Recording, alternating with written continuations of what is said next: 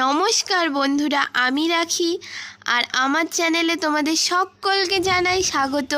তোমরা সবাই কেমন আছো? আশা করি তোমরা সবাই খুব ভালো আছো আর আমিও খুব ভালো আছি। তো আমরা আজকে চলে এসেছি বাড়ির পাশে একটা মন্দিরে, কালী মন্দিরে পুজো দিতে। তো তোমরা ভিডিওটা কন্টিনিউ দেখতে থাকো। অনেকটা রাস্তা যেহেতু আসলাম, তাই হচ্ছে নদীতে এখানে হাত পা ধুয়ে নিচ্ছি। আর হচ্ছে মন্দিরটা পরিষ্কার করার জন্য নদী থেকে জল নিয়ে নিচ্ছি, ঘরগুলো পরিষ্কার করতে হবে। আর এই যে দেখো, এটা হচ্ছে আমার ভাগিনা, ক্যামেরা দেখে লজ্জা পেয়ে গেল, তাই আবার চলে গেল। তো গাইস, কতগুলো হাঁস দেখো নদীতে সাঁতার কাটতেছে। আর কে কে সাঁতার কাটতে পারো অবশ্যই কমেন্টে জানিও। আমি কিন্তু সাঁতার কাটতে পারি না। আর হচ্ছে কার কার বাড়ির পাশে নদী আছে অবশ্যই কমেন্ট করে জানিও। আমার কিন্তু বাবার বাড়ির পাশেও নদী আছে, শ্বশুর বাড়ির পাশেও নদী আছে, তবুও আমি সাঁতার কাটতে পারি না। আমাদের হচ্ছে এখান থেকে জল নেওয়া শেষ হয়ে গেছে। তো এখন আমরা হচ্ছে মন্দিরটায় যাচ্ছি।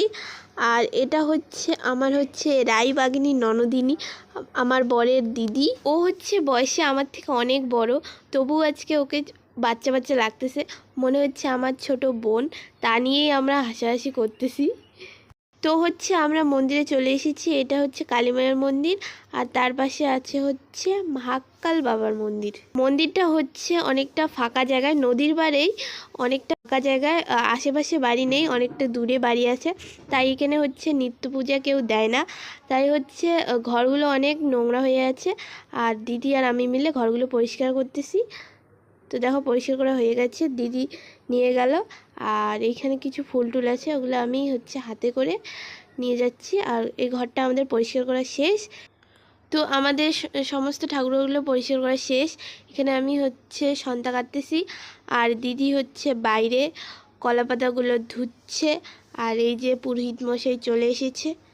না না, এটা পুরোহিত মশাই না, এটা হচ্ছে দিদির বর, আমাদের জামাইবাবু। একটু মজা করলাম তোমাদের সঙ্গে। এই যে আমাদের ভাগিনা এখন হচ্ছে টাটা দিচ্ছে, তখন হচ্ছে ক্যামেরা দেখে চলে গেছিলো। আর ইনি হচ্ছেন আমার পতি পরমেশ্বর। পুজোর সমস্ত কিছু হচ্ছে রেডি করা শেষ, এখন আমরা হচ্ছে পুজো দেব।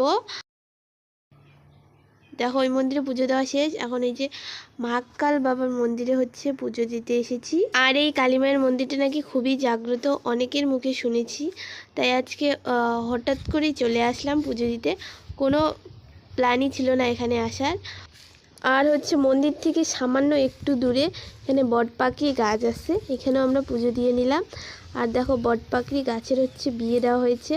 বট গাছকে হচ্ছে ধুতি এবং পাকড়ি গাছকে হচ্ছে শাড়ি পরে দিয়েছে। আর আমাদের ছোট্ট ভাগিনা হচ্ছে প্রণাম করে নিল লজ্জা পাইতে পাইতে। তো আমরা বাড়ি যাওয়ার পথে দেখলাম বিশাল একটা ঢেঁকি শাকের ফরেস্ট। তো আমার পতি পরমেশ্বর এবং জামাইবাবু মিলে এই ফরেস্টে হচ্ছে হামলা করতে চলে গেল, মানে ঢেঁকি শাক তুলতে গেল। তো আমরা এখন বাড়ি যাব। আর আমি ভিডিওটি এখানেই শেষ করলাম। ভিডিওটি ভালো লাগলে like, share, comment. YouTube channel থেকে দেখলে সাবস্ক্রাইব, ফেসবুক পেজ থেকে দেখলে অবশ্যই ফলো করে নিও। সাবস্ক্রাইব এবং ফলো করে তোমরা পাশে থাকো, তাহলে আমি তোমাদের জন্য নতুন নতুন ভিডিও নিয়ে আসব। তো ভিডিওটি সম্পূর্ণ দেখার জন্য সকলকে অসংখ্য ধন্যবাদ। টাটা, বাই বাই অল, দেখা হচ্ছে নেক্সট ভিডিও।